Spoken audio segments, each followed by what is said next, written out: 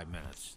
Well, thank you, Mr. Chairman, for holding what I think is a very important hearing today. We've got a great panel in front of us. Your expertise plays a crucial role in helping both our farmers and our small business guys. As the guy from Iowa, it is much appreciated.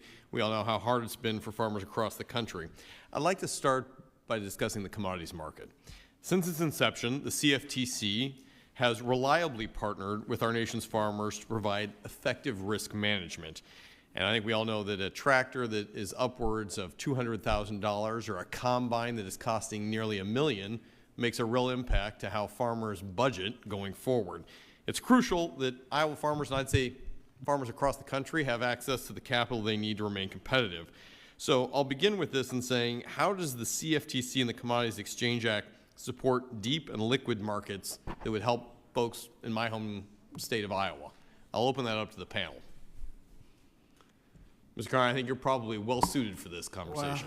Well, I don't know, but I'll give it a try. I think the fact that the Commission regulates the products that the farmers need to basically make their decisions and to hedge their risks, whether it's corn, wheat, or soybeans, whatever it is, they can take that and reduce it to a cash flow that's reasonable, and then they can go ahead and finance or what else they need to do. And I think the Commission's role is making sure that that there's no fraud, there's no manipulation, that the markets are transparent, and that the market users know exactly what they're getting into when they do it. So, I mean, that's about as simple as it is, as far as I'm concerned. Could not say it better. I think you're absolutely right. Being able to have not only the transparency in here, but this is something the CFTC has been a good partner on. I'd like to take another deep dive now into the CFTC. You know, Mr. Giancarlo, you have been called, I think your easier title here is the crypto dad, and the CFTC certainly plays a role in the future of our digital assets. We are in a unique situation that we sit on a committee of jurisdiction. I serve on the other committee, Financial Services. There's a great marriage that can happen here, and the CFTC has been a huge partner in this.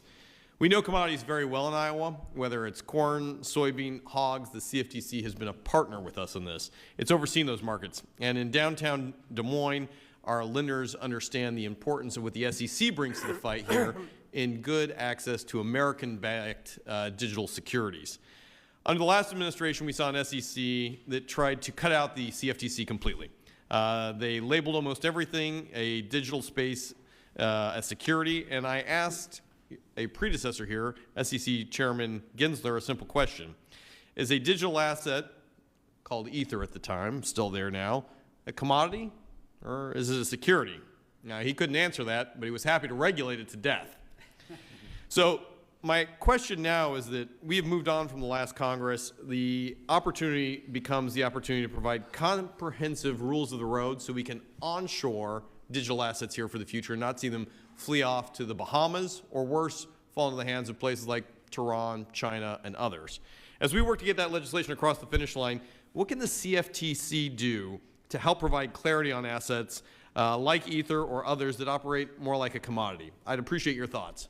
Well, the truth of the matter, CFTC has been crystal clear on this for almost a decade now. It was in 2015, the CFTC, in a bipartisan manner, declared Bitcoin to be the world's first digital commodity under CFTC jurisdiction.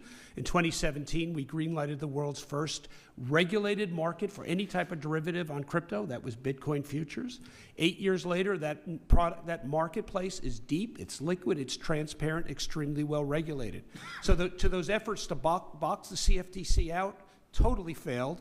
The CFTC is recognized not here in the United States, but worldwide as the world's primary crypto regulator with a very successful track record. And your own state, Iowa, was the first leader in terms of looking at events contracts out of the University of Iowa, and that is one of the big innovations on the horizon where the United States has another opportunity to lead the world in setting the regulatory structure for these new instruments. Well, as the crypto dad, I wish I had a better crypto dad joke for you, but it would take too much energy. But bump. The reality here is, you know, I think you're absolutely right here. We need to be able to provide the framework for this and making sure that there are legitimate rules of the road, as it were, to not only be able to onshore it, but then, as you just highlighted here, that there is a key partnership between the CFTC, the SEC, and then also being able to go after those illicit actors. You talked a little about letters of marque in our few seconds. Talk to me here about what we can do for the illicit side of this. we have the capacity to knock these people right on their heels. You know, when I was a boy, there was a bully at school. My father said, it's not enough to put your hands over the face. You need to punch them in the nose. We have been putting our hands over the face, saying, please don't attack us. Please don't attack us. Those days have to be over. We have to fight back. And these letters of marque allow the president. And it's one area where the Constitution is expressed. The president has the power to issue these letters of marque. Can be done today to authorize our technical capability to punch them in the nose. As a combat veteran, I'm ready to punch back. Thank you, Mr. Chairman.